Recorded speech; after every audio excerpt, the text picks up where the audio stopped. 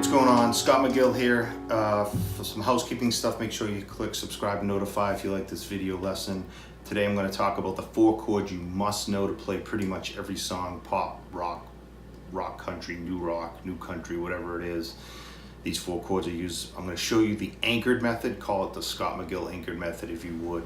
I wish I knew how to play these chords this way when I was first learning, because it really helps you progress a lot quicker than playing it the other way. So let's start with the chords. They're going to be G, E minor, C, and D.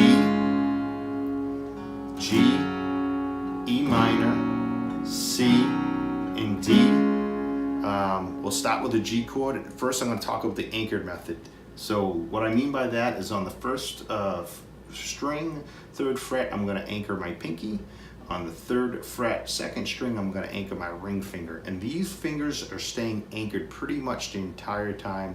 There is a little trick with the D that I'll get to, but you can keep them anchored there too. So the G, you 3rd fret, middle finger, 6th string, so right here, 6th string, 3rd fret, middle finger, and then 2nd fret, 5th string, pointer. There's your G and it's anchored. It's a 4-fingered G. I'm going to talk about the C because it's an easy transition. You're just dropping down 1 string, so you're going with the middle finger, 3rd fret, 5th string, and then the 2nd fret, 4th string with the pointer. So here's that transition, G, and then you just literally dropping down 1 string each to get to that C.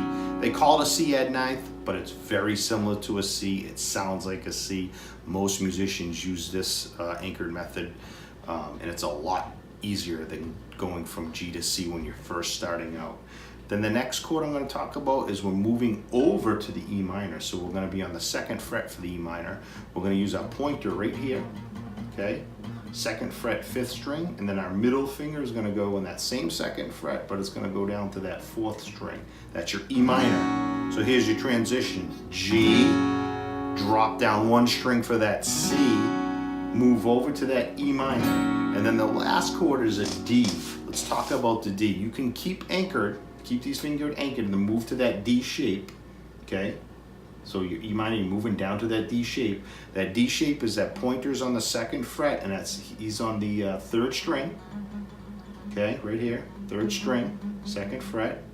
Your middle finger stays on the 2nd fret, 1st string.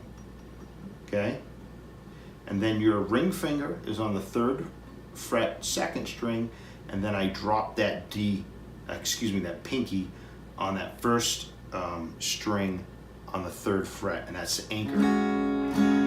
You can also lift the pinky and still anchor that ring finger. And I like to keep this pinky free because you can,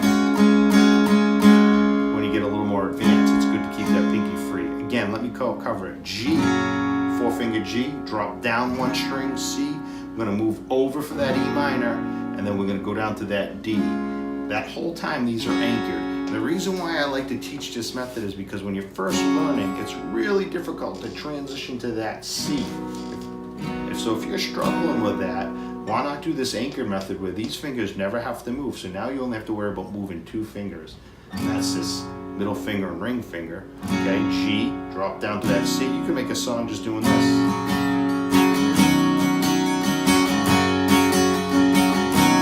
All right, I hope you find this lesson useful. If you do, please subscribe, hit the notify bell, check out the more information section for all my social media stuff. And if you like it, or if you want another lesson, or you want to give me a suggestion, just make a comment below.